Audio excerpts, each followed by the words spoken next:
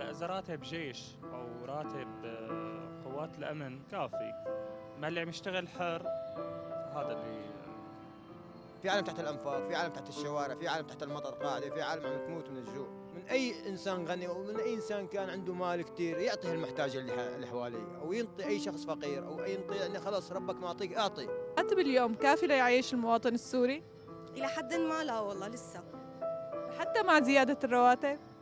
هلا مع زيادة الرواتب كان ماشي الحال بفترة معينة، بس قصة الدولار اللي عم يطلع وينزل هي كارثة للأمانة. إذا ممكن ينزل شوي يعني كان ماشي الحال، بما إنه كانت أول زيادة ثاني زيادة كان ماشي الحال، بس لما رجع طلع الدولار ما عاد كفى يعني. طيب برأيك هو السبب غلاء المعيشة، غلاء المواد، إنه غلاء المواد التجارية طبعا أكيد أكيد، يعني السلع أي شيء، ألبسة، الأكل، هي تفاصيل أساسيات خلينا نقول. للأسف لا غالية ما بتتناسب أبدا، يعني الأساسيات صارت كماليات. بتحسي إنه لسه بدها دراسة وضع المواطن السوري مع الراتب والمعيشة وهي الأمور؟ هلا هو عموما البلد رايحة للأحسن إن شاء الله، فبدها شوية صبر، يعني بس شوية صبر إن شاء الله كله بيمشي. يعني الأمور هي أكثر شيء متفائلين بالخير، رح يكون متناسب كل شيء مع بعضه، بس هي السلع، هي المواد، التجار، كذا، هي التفاصيل انه تنضبط، بس بحاجة ضبط، هي مو أكثر. الراتب ما بيكفي. أول شيء الراتب المواطن وين ما كان يكون، إذا ما كفى أكله وشربه بصير مشاكل بعد منه، بده يصير فقر، بده يصير حاجة للغير، حاجة للسرقة، حاجة لكل شيء. أهم من كل شيء هون المواطن يندرس دراسة كاملة قديش لازم يكفي الوسط المعيشة، هي اللي لازم تكون فيها، وإلا ناس فوق فوق فوق فوق وناس هي، بغض النظر عن التجار وعن هي واللي بيشتغل 24 ساعة و18 ساعة باليوم لحتى يكفي لأولاده. هي مع الزيادات اللي عملوها هلا كمان هو مو كافي، لسه بده زيادة أكثر. المشكلة إنه كان الرواتب قليلة جدا، قد ما عملتي زيادة بدك تكفي المواطن اللي بيعيش عيشة بسيطة، الفقير، الموظف العادي، الزيادة ما بتكفي هلا على غلاء المعيشة، ما بتكفي. كافي وما كافي. من أي ناحية؟ هلا إذا راتب جيش أو راتب قوات الأمن كافي، ما اللي عم يشتغل حر هذا اللي ما كافي. طيب حتى مع الزيادات اللي عملتها الدولة؟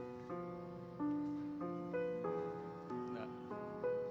طيب بتحس إنه لازم يدرسوا وضع المواطن أكثر من هيك؟ لازم هن يدرسوا، لأنه شغلة 25,000 أو 50,000 هدول ما بيعيشوا عائلة. طيب هو مظبوط. طيب هو السبب غلاء الأسعار، ارتفاع الدولار؟ هلا الدولار كان ب 12 و150، صار ب 111 و150. عرفتي؟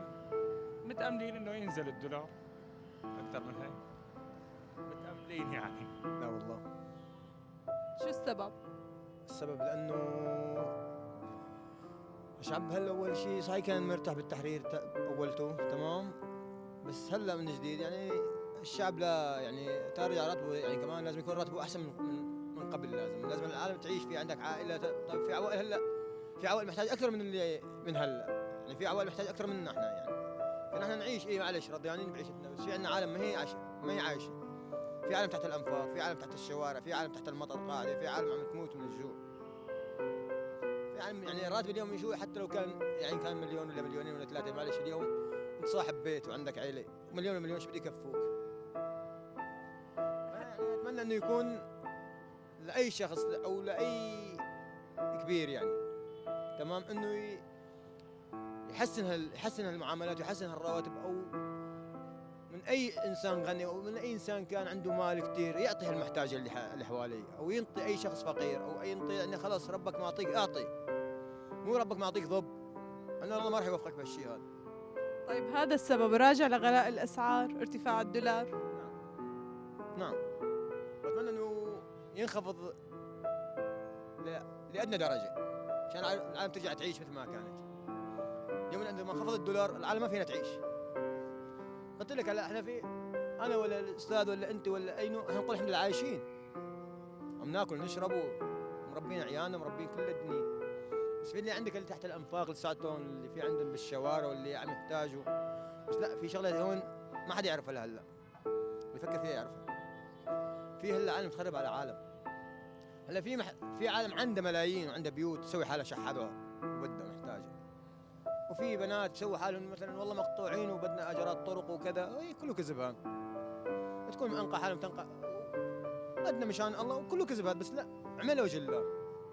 بس مو لهذول العالم، لا شوفوا بعينك انت المحتاج النظامي خذ وتطلع فيه. اللي شوفوا اللي ما عنده حق ربطة خبز، اللي ما عنده حق بسكويت، اللي ما عنده حق حليب لاولاده، هذا بده يحتاج الواحد يعطيه. والله كل واحد على هو ما يترك.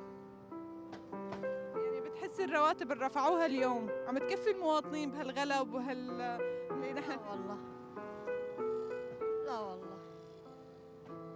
طيب ممكن اشتغل صانع يعني مع الزنا ما بياخذ هالمبلغ هذا، وعنا اجار بيت وعنا خلي ربك.